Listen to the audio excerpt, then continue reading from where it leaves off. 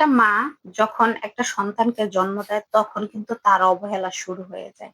কেননা ওই বাচ্চার দিকেই সবাই খেয়াল রাখে, বাচ্চাকে আদর করে, বাচ্চার যত্ন নেয়। কিন্তু আমরা কি একবারও ভেবে দেখেছি যে একটা নবজাতক বাচ্চা যখন জন্ম দেয় একটা মায়ের কতটা কষ্ট হয়, কতটা পরিশ্রম হয়, সবকিছু মায়ের ভালোবাসা, মায়ের একটা আলাদা আলাদা খাবার দরকার, আলাদা একটা যত্নের দরকার, সেগুলো কি আমরা কখনো করি না।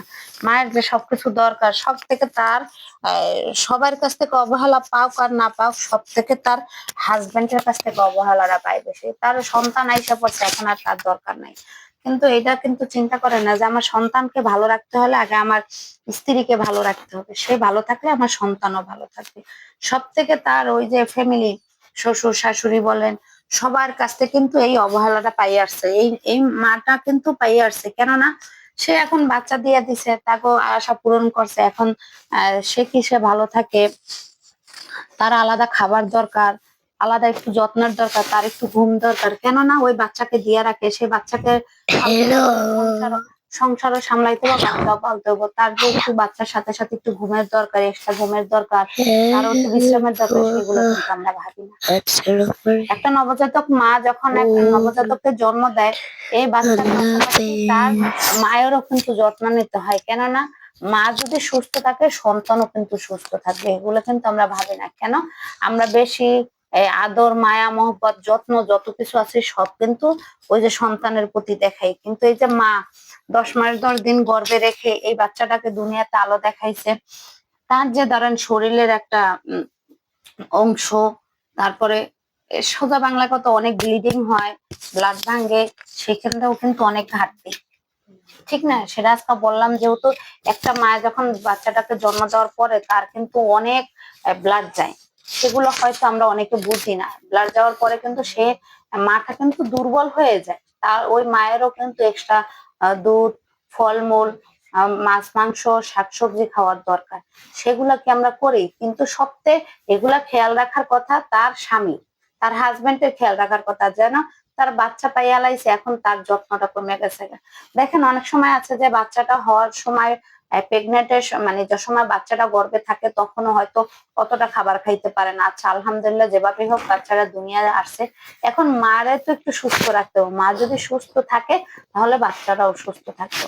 এই জন্যই বলি যে সব থেকে যখন একটা মেয়ে মা হয়ে যায় তখন তার অবহেলা শুরু হয়ে যায়, তাকে অবহেলা করা শুরু হয়ে যায়, তার যত্ন কমে যায়।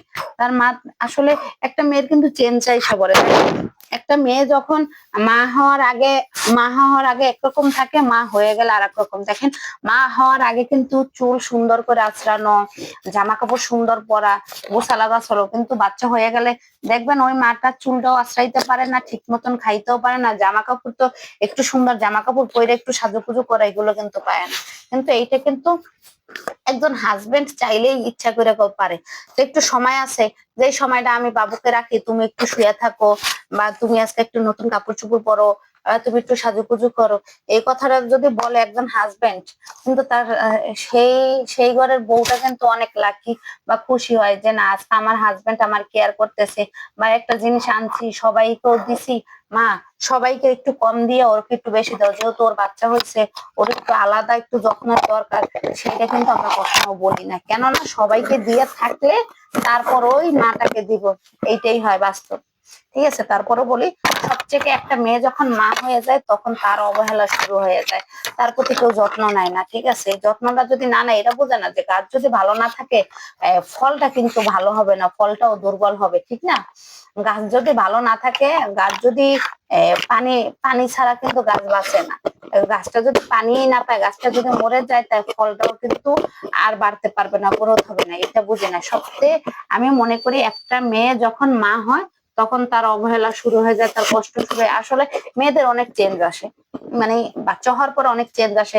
ওই যে ঘুমাইতে পারে না ঠিক করে, খিটখিট করে, আবার দেখা যাচ্ছে ঠিক করে খাইতে পারে না, এই যে বাচ্চাটা কান্না করে, ভাত খাইতে বসে কান্না করে, বাচ্চাটাকে কোলে নেওয়া লাগে, এরকম হয়ে যায়। ঠিক আছে, তাই সবচেয়ে একটা মেয়ে যখন মা হয় তখন সবচেয়ে তার অবহেলা শুরু হয়। যদি আমার কথাগুলো ভালো লেগে থাকে, লাইক কমেন্ট শেয়ার দিয়ে পাশে থাকবেন। ভালো থাকবেন সবাই, আল্লাহ হাফেজ, আসসালামু আলাইকুম।